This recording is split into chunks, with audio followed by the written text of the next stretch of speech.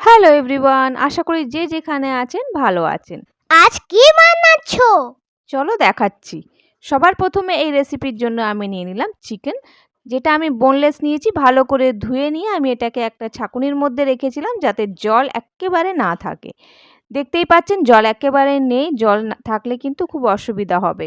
এই চিকেনের মধ্যে আমি সবার প্রথমে দিয়ে দিচ্ছি কিছুটা ধনেপাতা। এখানে ১ বাঞ্চ থেকে আমি কিছুটা নিয়ে নিয়েছি, প্রায় ২-৩ বড় চামচের মতন হবে।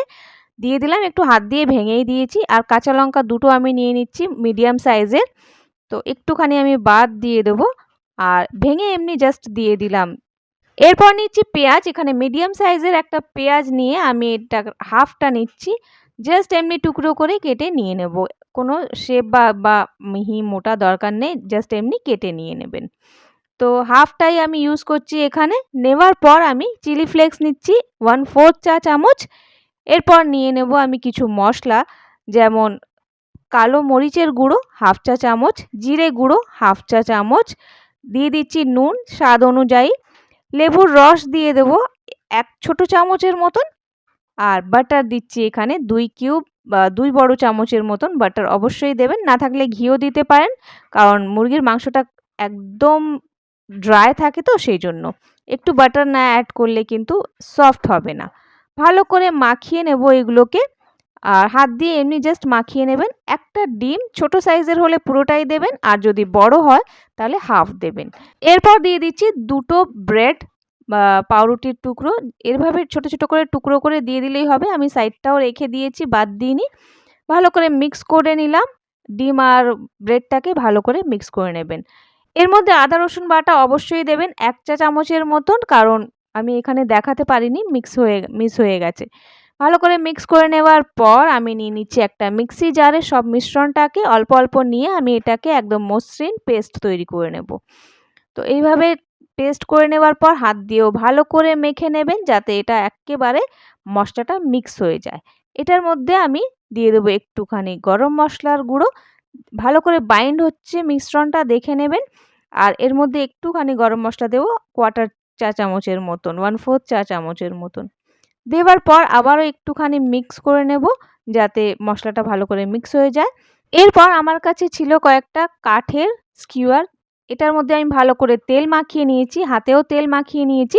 মিশ্রণটা একটু চিপচিপে হয় না সেই জন্য। এরপর কিছুটা কিছুটা করে পোর্শন নেব, আর এই কাঠিটার মধ্যে এইভাবে ভালো করে মাখিয়ে নিয়ে একটা কাবাবের শেপ দিয়ে নেব। তো লম্বা একটু করবেন, খুব বেশি ছোট নয়। আমি খুব বেশি লম্বা বা খুব বেশি ছোট করিনি, দেখতেই পাচ্ছেন। একটু পাতলা করবেন যাতে খুব মোটা হলে পরে কিন্তু ভেতরে কাঁচা থেকে যাবে সেই জন্য। এইভাবে কাবাবটা তৈরি করে নেব। তৈরি করে নেওয়ার পর কাঠিটা থেকে আমরা বের করে নেব। যদি কাঠি না থাকে, পেন্সিল-টেন্সিল যেকোনো কিছু থাকলে আপনারা করতে পারেন সেটা দিয়ে। আর যদি কোনো কিছুই না থাকে আপনারা কাবাব এমনিই করতে পারেন কোনো কাঠি ছাড়াই। তো এইভাবে তৈরি করে নেবেন সমস্ত কটা। আপনারা চাইলে এটা গোল শেপও দিতে পারেন। এরকমই যে লম্বা শেপ দিতে হবে তা কোনো মানে নয়। তো আমি দেখিয়ে দিচ্ছি জাস্ট আমি কিভাবে এটা করেছি। দেখতে দারুণ লাগে, আর একটা নতুন ধরনের রেসিপি তৈরি হয়ে যাবে। আর যাদেরই খাওয়াবেন তারা কিন্তু খুব প্রশংসা করবে। আর এইভাবে আমি সমস্ত কটা তৈরি করে নিচ্ছি। আপনাদের আগেই বলেছি আপনারা গোল শেপও দিতে পারেন বলের মতন, বা এরকমও রাখতে পারেন। খুব সফট হয় এই কাবাবটা। একবার তৈরি করে অবশ্যই দেখবেন। আমি এইভাবে জাস্ট ইজিলি এটা করে নেওয়া যায়, কোনো অসুবিধা হয় না। আপনারা করে নিতে পারবেন অবশ্যই, আমি যখন পারছি। তো ব্যাস এইভাবে তৈরি করে নিলাম, আর তৈরি করে নেওয়ার পর আমি এগুলোকে অল্প তেলে এইভাবে ফ্রাই করব। আমি এটাকে শ্যালো ফ্রাই করছি, ডিপ ফ্রাই এর দরকার নেই এটা। অল্প তেল আমি নিয়ে নিয়েছি, প্রায় ৪ চামচের মতন। তেল নেওয়ার পর আমি দিয়ে দিলাম। সবকটা একসাথে দেওয়ার দরকার নেই, অল্প অল্প দেবেন, আর কিছুক্ষণ কিন্তু ছেড়ে দেবেন। সঙ্গে সঙ্গে পাল্টাতে যাবেন না। দেখুন কি সুন্দর কালার চলে এসছে এর গায়ে। এরকম কালার চলে আসলে কিন্তু দেখলে দারুণ লাগে। তো আমি সবকটা এইভাবে ভেজে নিচ্ছি, আর একটু লো ফ্লেমে ভাজবেন, কারণ চিকেনটা কুক হতেও লাগবে সময় সেই জন্য। আমার এগুলো ভাজা হয়ে গেছে, আমি জাস্ট এটাকে এইভাবে বের করে নিলাম। ব্যাস এটার মধ্যে আমি বাদবাকিগুলোও দিয়ে নিয়ে এইভাবে ফ্রাই করে নেব। আর কালার অবশ্যই দেখে নেবেন, কালারটা আসলে দারুণ লাগে। ব্রাউন ব্রাউন হয়ে যাওয়া অবধি কিন্তু ফ্রাই করবেন। সমস্ত এইভাবে দিয়ে আমি এগুলোকে আবার ফ্রাই করে নিচ্ছি। স্যালো ফ্রাই অবশ্যই করবেন। খুব বেশি তেল আপনারা যদি ভালোবাসেন তাহলেই কিন্তু ডিপ ফ্রাই করবেন, নাহলে এটার দরকার নেই ডিপ ফ্রাই করার। আমি জাস্ট এটা উল্টে পাল্টে কালার আসা পর্যন্ত, ব্রাউন হওয়া পর্যন্ত, ব্রাউন হয়ে গেছে দেখুন বের করে নিচ্ছি। বের করে নেওয়ার পর এটাকে সাইডে রেখে দেবো। এইটার মধ্যে আরও একটু তেল দিয়ে দিলাম, দেওয়ার পর পেঁয়াজ দিয়ে দিলাম একটা মিডিয়াম সাইজের। দেওয়ার পর আমি এটার মধ্যে দিয়ে দেবো কিছুটা কাজু। কাজু না থাকলে আপনারা দিতে পারেন মগজ, বা মগজ দিয়ে নিলেই হবে, শুধু মগজ থাকলেও হবে, আর কাজু থাকলে কাজু 8 থেকে 10টা দিলে হয়ে যাবে। দুটো কাঁচা লঙ্কা দিয়ে দিলাম আর কিছুটা দিয়ে দিলাম ধনেপাতা। ধনেপাতা কিন্তু ফ্লেমটা অফ করে নিয়ে দেবেন। দেওয়ার পর আমি এটাকে ঠান্ডা করে নিলাম আর এটাকে এবার আমি বেটে নিয়ে একটা পেস্ট তৈরি করে নেব। তো সমস্তটা কিন্তু ঠান্ডা অবশ্যই করে নেবেন। এটার মধ্যে আরও একটু তেল দিয়ে নিয়ে আমি গরম মশলার ফোড়ন দিয়ে দিলাম, 2টো এলাচ, 4টে লবঙ্গ, একটা দালচিনি। দেওয়ার পর আমি আদা রসুন বাটা 1 বড় চামচ দিয়েছি। দেওয়ার পর আদা রসুন বাটা যখন একটু ভেজে উঠেছে তখন আমি এটার মধ্যে দিয়ে দিয়েছি সেই মশলা বাটাটা। পেস্টটা দিয়ে দেওয়ার পর এটাকে মিক্স করে নিলাম একটু, আর এটার মধ্যে দিয়ে দেবো কিছুটা জল। সেই মশলাটা ধুয়ে আমি বাটিটা ধুয়ে দিয়ে দেবো। জল দেওয়ার পর এটা কুক করব কিছুক্ষণ। তো দেখুন মশলাটা কি সুন্দর কালার এসছে না। একটু নুন দিয়ে দেবো স্বাদ মতন, আপনারা যত ইচ্ছা দিতে পারেন। আর কালো মরিচের গুঁড়ো দিয়ে দেবো 1/2 চা চামচ, জিরে গুঁড়ো দিয়ে দেবো 1/2 চা চামচ, লাল লঙ্কার গুঁড়ো একটুখানি দেবো 1/4 চা চামচ। কাঁচা লঙ্কা যেহেতু দেওয়া হয়েছে, লাল লঙ্কার গুঁড়োটা একটু কম দিলেই হবে। যদি আপনারা ঝাল বেশি পছন্দ করেন তাহলে বেশিও দিতে পারেন।